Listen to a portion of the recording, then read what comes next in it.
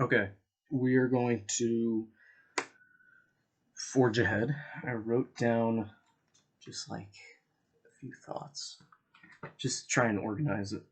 So let's get going. Um, Alex and I were.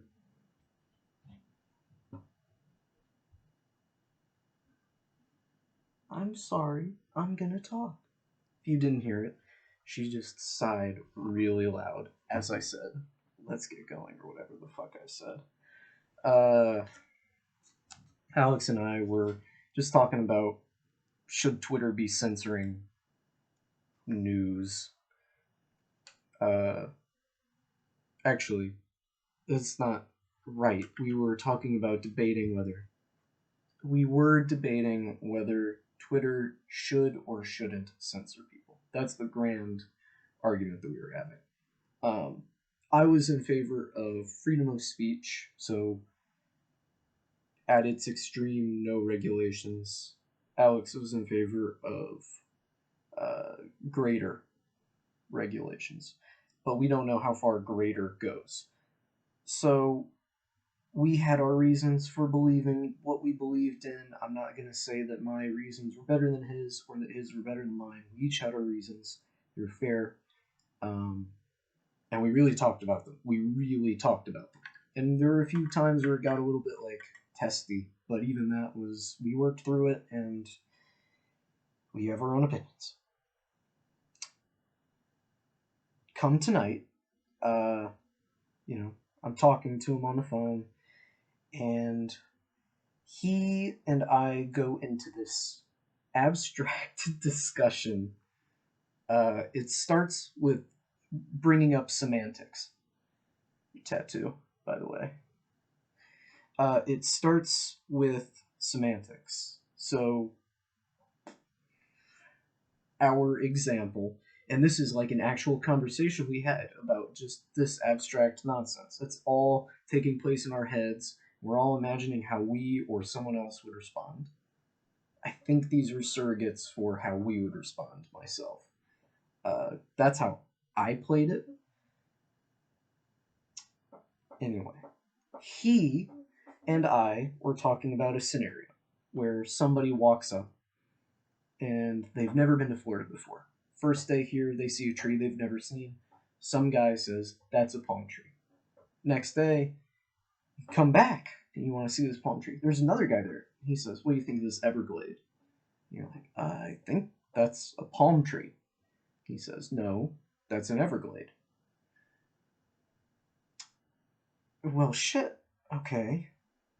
Now, here are your options, as far as I see them, without going outlandish. In the realm of reasonable human behavior, I see the options as you go with what they say, or you don't go with what they say. The takeaway is you're talking about the same fucking thing. It's that tree right there. You can see it, you can touch it, you can smell it. You both just think that that thing, whatever it is called by a different name. That's a semantic problem here.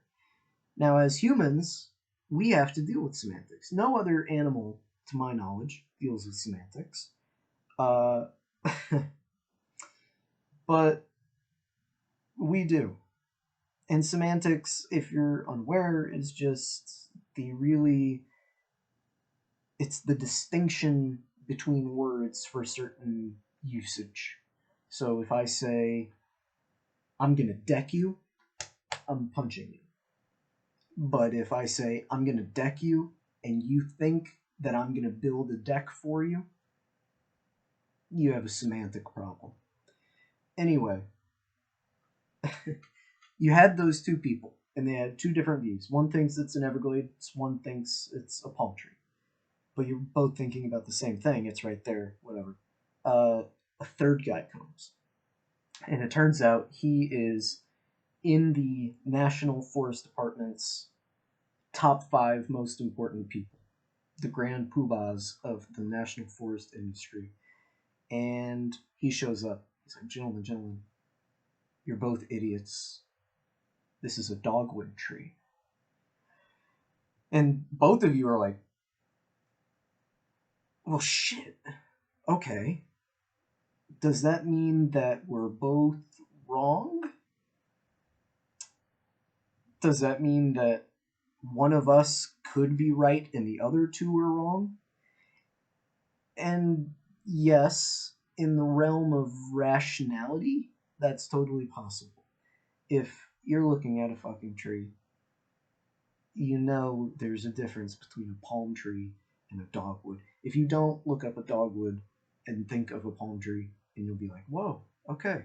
So there is a certain type of tree right there.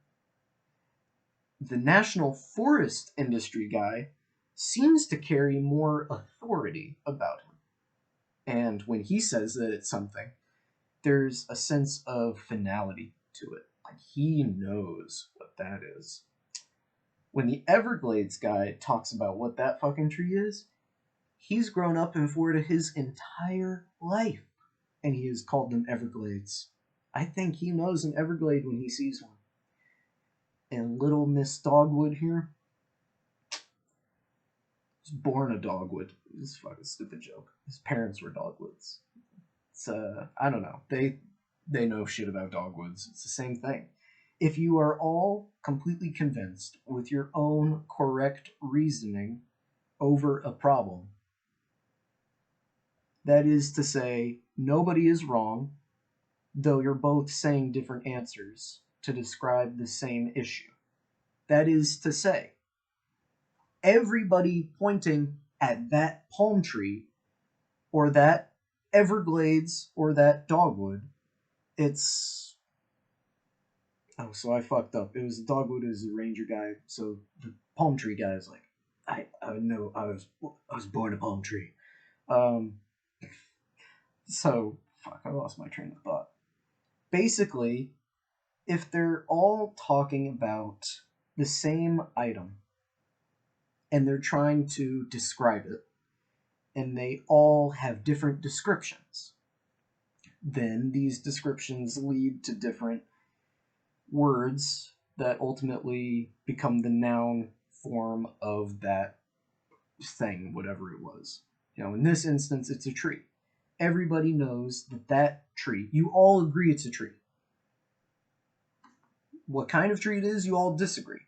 But you all associate what's in your minds with that tree that you're looking at right there. So, in your minds, you are. I don't know.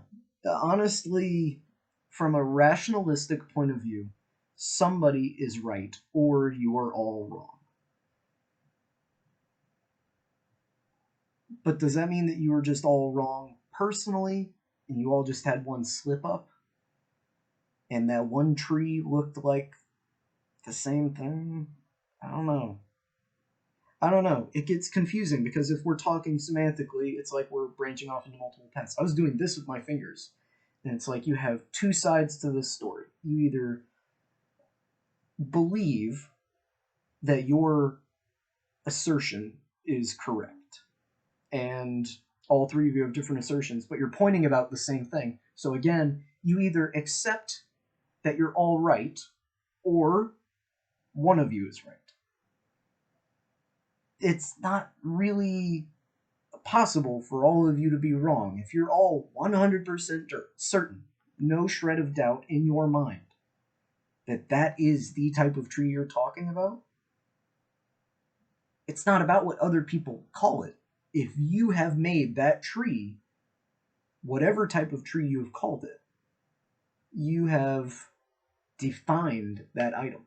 In your subjective truth, your experience, your life, which I'll get into in a second. Write that down. Because I don't want to forget it. Or forget to bring it up, rather. Um, when you have defined, I've been looking at a beer can this whole time, so if you have defined this tree as a dogwood, that's what it is. You are the only person experiencing your life. The only person seeing out of your eyes is you. Is you. Whoever's eyes these are, if it's yours, if it's mine, it's yours. Or it's mine. I don't know how else to put it. It's very simple. Don't get caught up in it. It's just a stepping point, okay? If you, in your entirety, have 100%, there's no shred of doubt, there is not a soul who could convince you otherwise. If you have made this a dogwood, then for the rest of eternity, as far as you're concerned, in time, but for the rest of eternity, that's a dogwood tree. And the other side of that is you just defer to somebody else and you change your idea. And then you have to keep going. You have to keep experiencing and refining your idea. But we're assuming that you've already done that. Like you have lived a life and you have seen trees. You know what this tree is. And I know that's a little bit different than the initial setup where some guy just stumbled upon a tree and his buddy told him what kind of tree it was. But you get my point. I'm taking it on faith. You get my point. Now, the reason that you or anyone should value the idea of subjective truth is because there are two truths in this world, an absolute truth and a subjective truth. In that, there is the you that exists as a part of an entire ecosystem, and there's a you that is the center of the universe. So, the you that's the center of the universe, you're the fucking universe. There isn't much else that anybody can do that's really going to make it like less about you unless you die. For as long as you're alive, this is the only experience that you're going to get. So that's your entire life. You are living your life. That's the thing. So,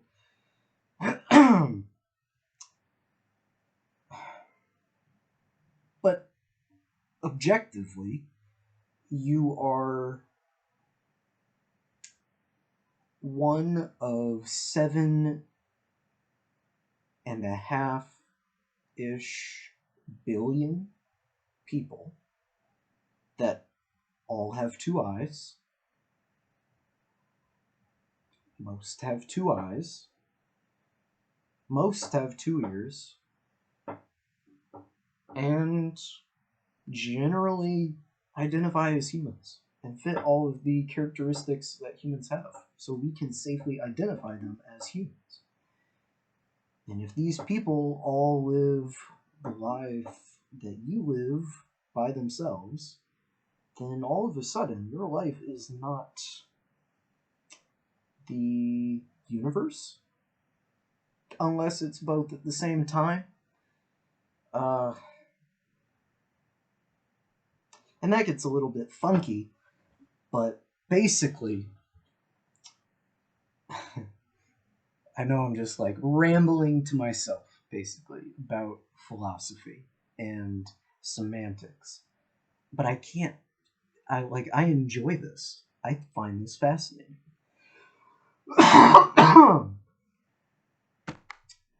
So, your subjective life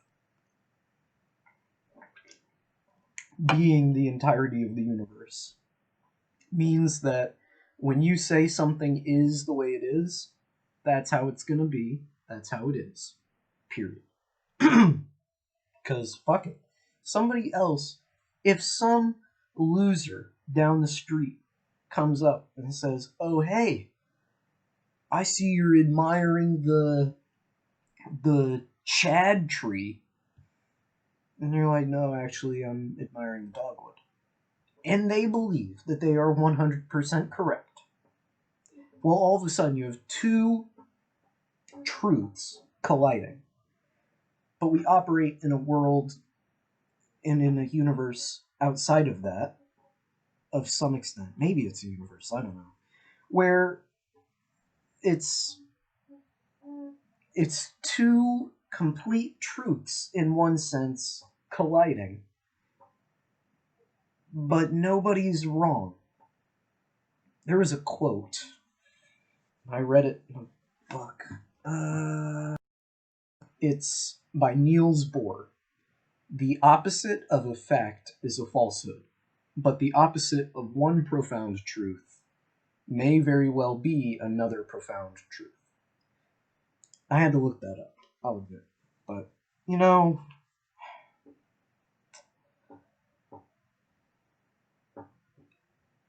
all of this would be, I mean, it's possible that I would have thought it, but if I had thought it, I would not have thought about it, if that lexicon makes sense here. I wouldn't have thought about it in the way that I'm thinking about it, or I wouldn't have thought about it at all if I had not been reading this book.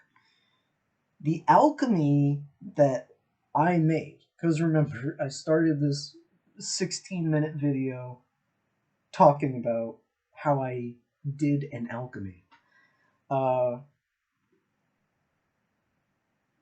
Alchemy is the transmutation of your mind. And your mind,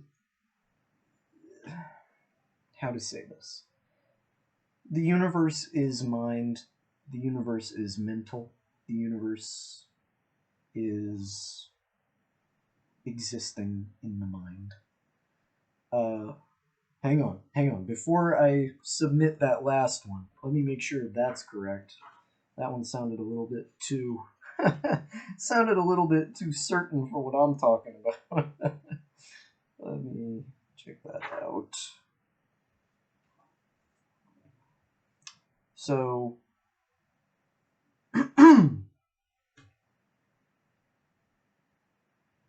it's all, the all is mind. Pretty much everything that's real is mind. So if you can transmute your mind, you should be able to transmute the universe. And it sounds so outlandish. I don't know if that's the right word. It just sounds unbelievable.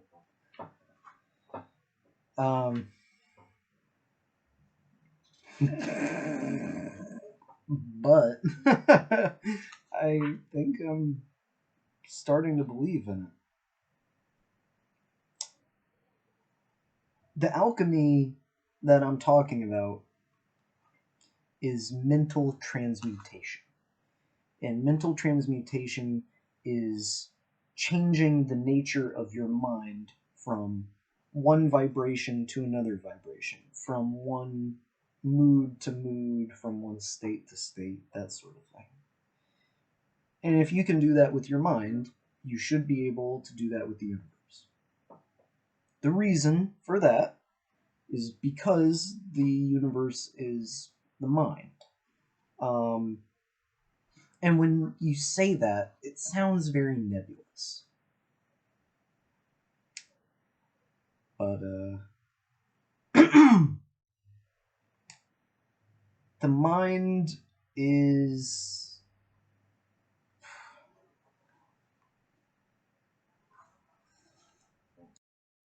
So, thinking about this, I think the best way I can talk about this is to quote directly from the book. Just bear with me. Under and back of the universe of time, space, and change is ever to be found the substantial reality, the fundamental truth. Substance means that which underlies all outward manifestations, the essence, the essential reality, the thing in itself, etc. Substantial means actually existing, being the essential element, being real, etc. Reality means the state of being real, true, enduring, valid, fixed, permanent, actual. Under and behind all outward appearances or manifestations, there must always be a substantial reality. This is the law. Man, considering the universe of which he is a unit, sees nothing but change in matter, forces, and mental states. He sees that nothing really is, but that everything is becoming and changing. Nothing stands still. Everything is being born, growing, and dying. The very instant a thing reaches its height, it begins to decline. The law of rhythm is in constant operation. There is no reality, enduring quality, fixity, or substantiality in anything. Nothing is permanent but change. He sees all things evolving from other things and resolving into other things. A constant action and reaction, inflow and outflow, building up and tearing down, creation and destruction, birth, growth, and death. Nothing endures but change. And if he be a thinking man, he realizes that all of these changing things must be but outward appearances or manifestations of some underlying power, some substantial reality. All thinkers in all lands and at all times have assumed the necessity for postulating the existence of this substantial reality. All philosophies worthy of the name have been based upon this thought. Men have given to this substantial reality many names. Some have called it the term of deity under many titles. Others have called it the infinite and eternal energy. Others have tried to call it matter. Some people call it me. Some people call it a dream. But all have acknowledged its existence. It is self-evident. It needs no argument. I don't know about that. I don't know that we could ever come to an end point on an argument like that. But, yeah, the essence of reality is mental. And that's mental. Okay, so I think I got a little far ahead of myself. I'm trying to tell you that I did an alchemy. Alchemy is transmutation of your mind to create that change in the universe.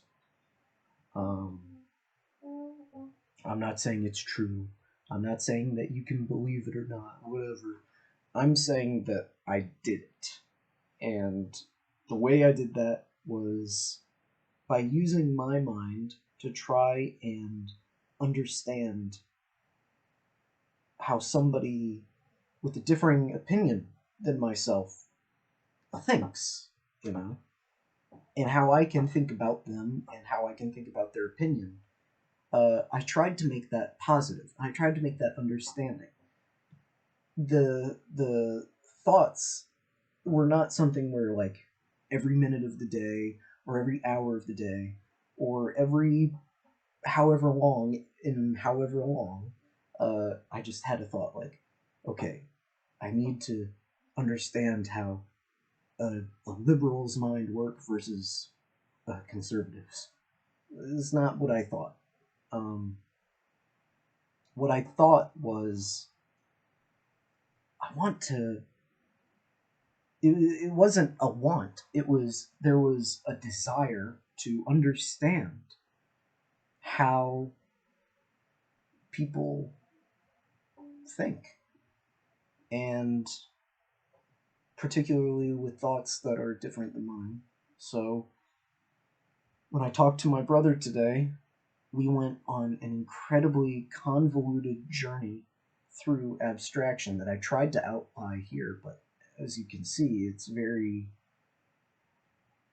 semantics oriented and at times convoluted, but it's not to say it's not right. At the end of our agreement, I had never considered the possibility of somebody thinking that they know something and truly having the conviction to believe I've seen palm trees every day of my life. That's a palm tree. but it's like I'm looking at it from inside a house, and I'm looking through a window at this tree. And I think that's a palm tree, but I'm not sure. So some other guy, he sees it, and he says, oh no, that's an Everglades, whatever. Well, if a third guy comes in, and he's the national forest head, whatever, and he says, actually, that's a pine tree. Everybody's describing the same thing. And if they're all talking and agreeing on what it is, but you're disagreeing on one word in it, that's where all fucking problems come from. That was a realization that hit me right there. Was the Tower of Babel is so real, and language is such a barrier. It prevents us from really being able to 100% nail down what we're describing or talking about or talking of, whatever. At the very least, 99.999% of the time. I don't know if there's a single time that it does, but maybe that one time that it does is in your own mind. But whatever. I'm thinking about it now, but the alchemy I made was in changing my own mind. Because as soon as we brought in this expert who said what it was, everybody's looking at it from a perspective that isn't complete. We don't have the full picture, but we're looking at it from our window. If I'm looking at it that way, and I'm looking through this window out at it, and I'm looking at it this way, I'm looking at that window out of it, and I'm looking at it this way, and I'm looking out this window out at it. Those are three different people. Those three different people are seeing the same thing, but they just call it something else. And if they refuse to get past that hurdle, that's I mean, shit, it could be war. And that's just with one word. That's with the word tree, or with the idea of a tree. And you don't even know what it looks like. You're looking through a window, and everybody is just convinced. But the alchemy I made was not in coming to that realization. The alchemy I made was in understanding how people can think in certain ways about what they're viewing when I'm viewing what I'm viewing. I don't know if that makes sense. To simplify, if we're both talking about X, just the variable X, if we're just talking about the variable X, and I have my own conclusion about what it is, and you have your own conclusion about what it is, in my mind, we're talking about the same thing. Okay? That's in my mind. In reality, and that's not to say your mind isn't reality, your mind is reality. In the physical aspect of the thing, you're talking about the same thing. And the only issue is arising because people are putting labels that are insufficient on what X is. It's me and whoever else. But that just made sense tonight. It was like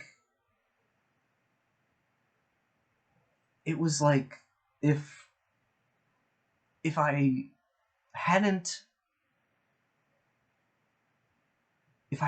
seen that people can come to different conclusions, even viewing the same, it's the true subjectivity of it. And there's just too much for me to know about another person's life.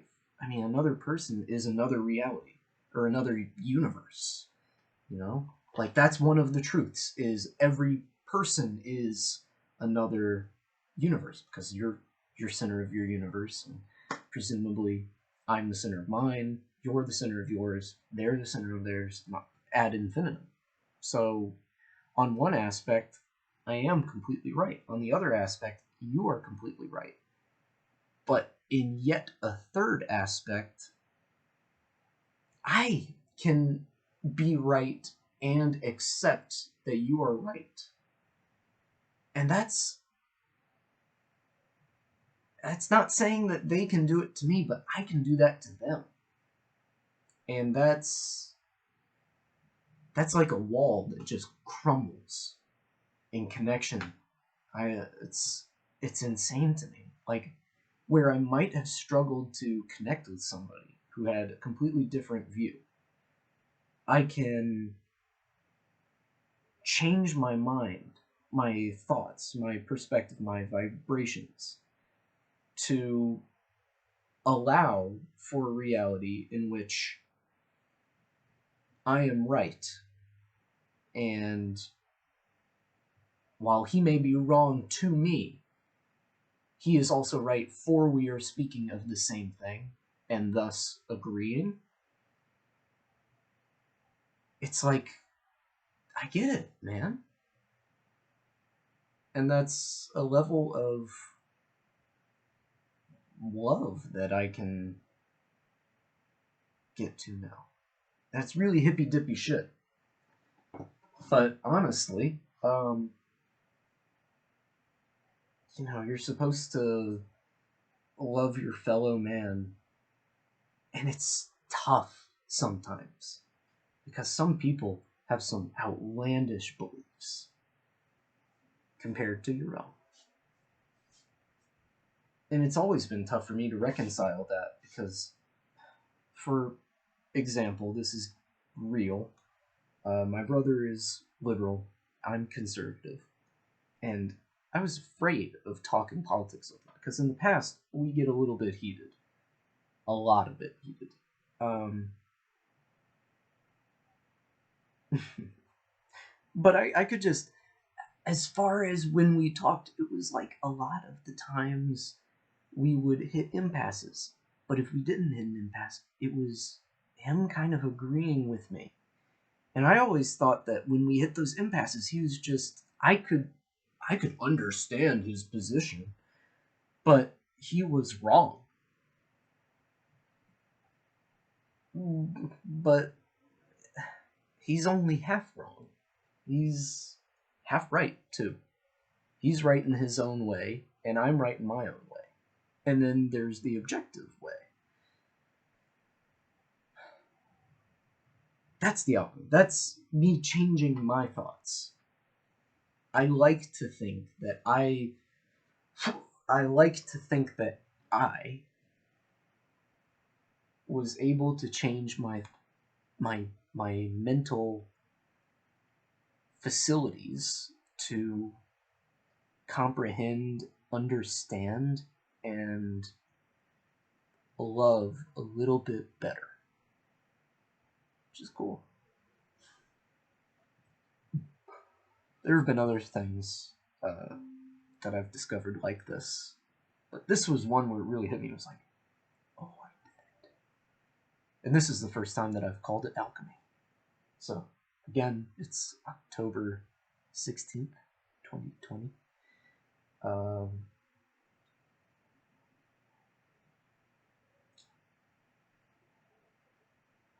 doing well. I'm going to sign out. I will talk to you later.